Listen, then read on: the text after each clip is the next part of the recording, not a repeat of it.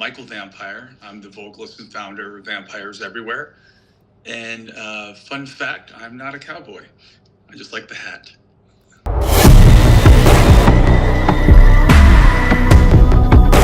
Yeah, I mean, I try to always throw a concert on Halloween or be involved in some sort of event on Halloween. It's just one of those things that's a tradition for me. I feel like it's kind of sacrilegious not doing so, like not having our own little party for it. Well, we step it up a bit. You know, we have dancers, we have all sorts of effects and fire and special guests and stuff like that. So we kind of just take that little step up to show people that, you know, it's a special day.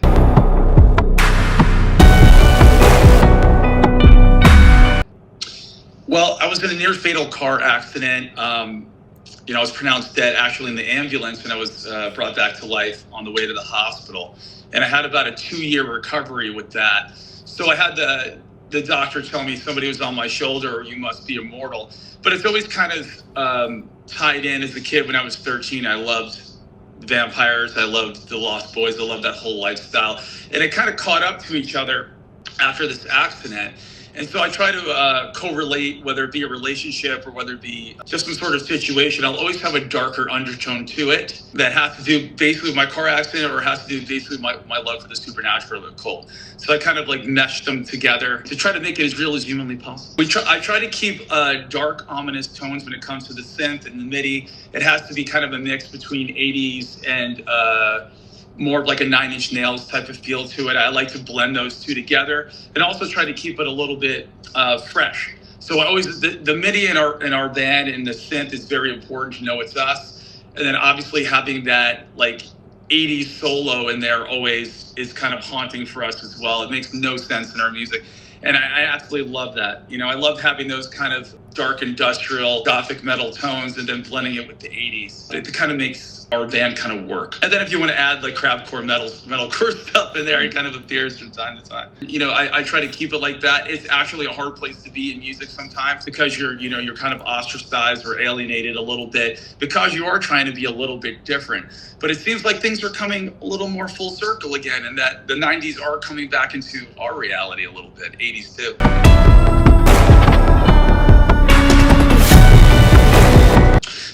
So I got a new writing partner in Paul. He's in a band called Asking Alexandria, and we've been writing together for a while now. And I think I wanted to go like a different path. I wanted to bring a different feeling to the band, and I think I accomplished it. I'm also a better vocalist than I was. I wanted these songs to be more vocal driven, where I had the opportunity to kind of like put myself out there and show people, look, I've been working on this and I'm trying to make it as best as it could be, and I want that to stand out more than it ever did. I think in the past music, it was a lot more screamy and a lot more sludgy. This kind of gave us more of a pristine feel all around. So you're getting the old nostalgia, but you're getting a new Vampires Everywhere. So that's kind of what I wanted to create with those songs.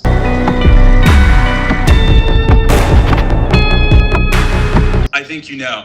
I mean, I would love for that to have been. They had this Lost Boys remake, and I followed the director, I followed the producer. I don't even know if it's happening anymore. But I was like, please, here's our song, here's our video, put this in this movie, because I felt like it would be the fresh new rendition of that track. That it was so iconic in my childhood. Maybe that would be iconic for other people's childhood. You know, I wanted that to carry on, but I don't know what's happening with that movie. I have no idea. I don't think it really fits in Nosferatu that's coming out, but I do have different songs that could, but that would be my main thing. If ever a remake was made, hopefully not like what just came out, The Crow. Oh my God. I hope that if they do remake it, they still pay homage to the 80s, which I don't know if they'll do.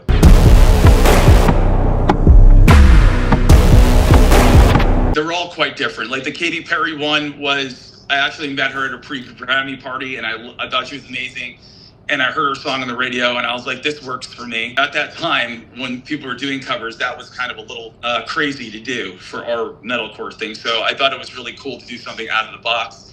And as far as like Billy Idol, you know, coming to a newer time now, that guitar riff in the beginning, I just heard that slowed down in my head, and I was like, that's some creepy stuff. And I would love to see what it would be like if I could just put my stamp on it. Cry Little Sister, that was like pulling teeth. I mean, I was like in the studio singing and singing and singing and being like, it has to be something that people are going to be like, it matches the original or it doesn't tarnish it. And that was a very big, hard one for me. I didn't want to do that. People wanted me to do that song for, I don't know, over a decade. And I just didn't want to touch it. So that's all different situations, really. I really appreciate that. Also, I mean, for live, let's say you don't know my band, but you know that song. So you'll remember my band from that song. And it kind of helps us when we're doing tours with unlike bands or whatever we're doing. We're gaining new fans from the covers. So that's important to me too, is we're just reaching a large audience with our kind of art, if you will. Hey, little sister, what have you done?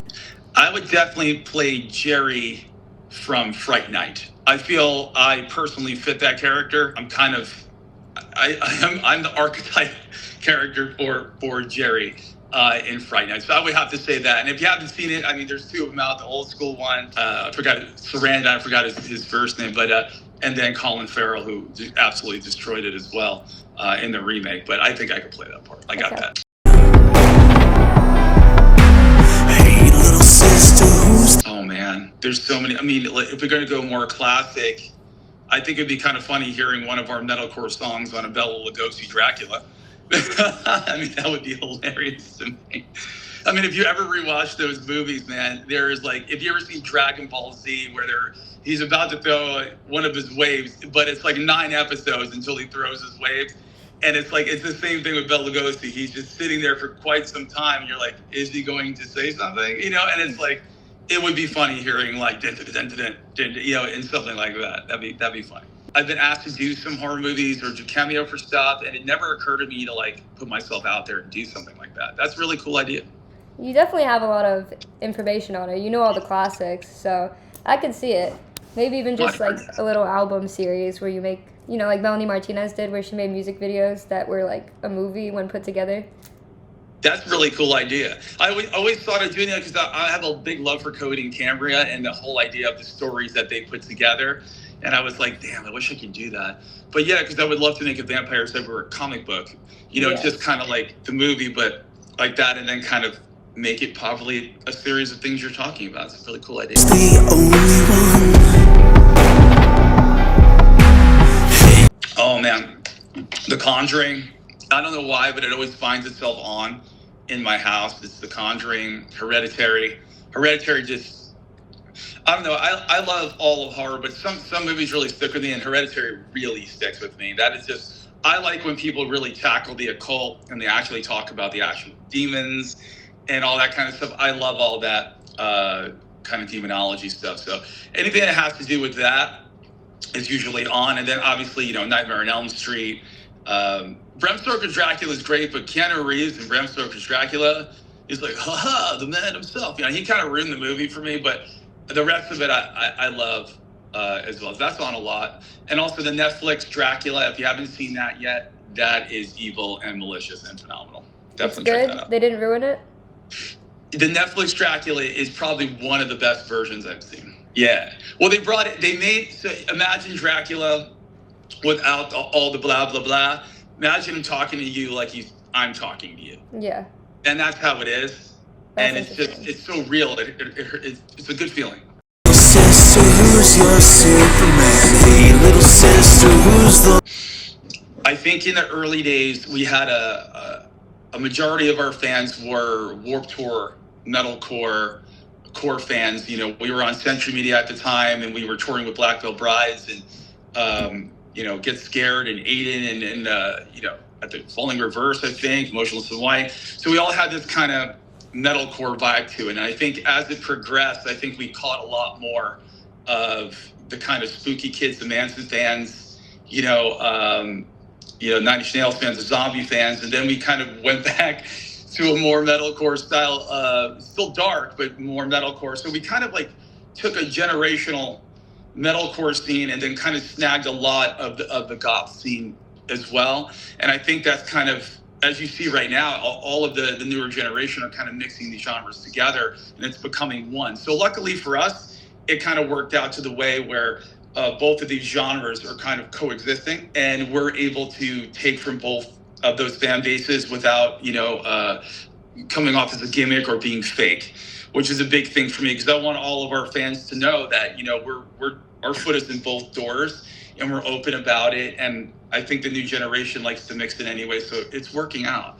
Because, back in the day, there were a lot of elitists when it comes to what you're listening to. Metal is still very prevalent, but goth, whoa, that was a very big thing. If you're going to step foot in that world, you better be real and you better love it. And I think we've proven ourselves in both metalcore and goth to achieve both fan bases and also the newer generation of the mix. No, I really appreciate that, and I've been priding myself on that, and I'm very hard on myself. I don't like, even when it comes to selling merchandise, I feel weird someone buying my stuff. I've never got to that point yet where I'm always a giver, I'm never a taker, so it's always a weird situation. So I have to come out at the end of the merch so I don't feel as weird throughout the process. And I'm getting better at it. I'm getting better at accepting the idea that it's all coming together again and feeling good. So yeah, and you know what? Thanks to Alisana too, because they have never let me down. When we had a large problem figuring out who we were going to tour with back in 2013, they were the first band to come out of the woodwork and go, no, we'll definitely take them on tour.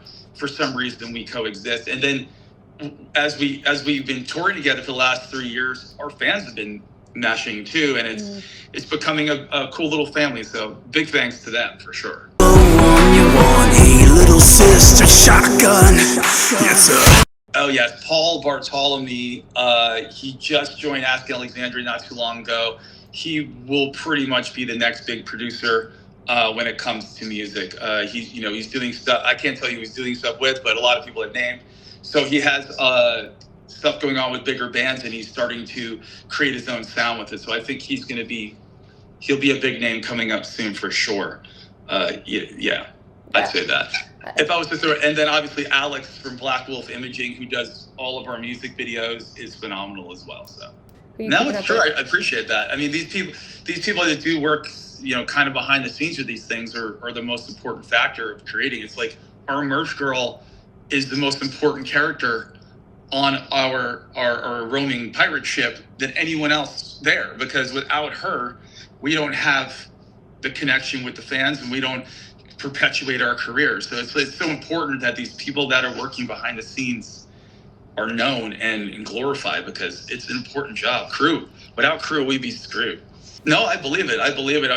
Without our sound guy feel naked, and it's like I've had instances where that has to happen, and it's pretty crazy.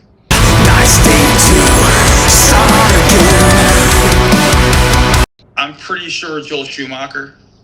I think I'm saying that correctly. He did The Lost Boys.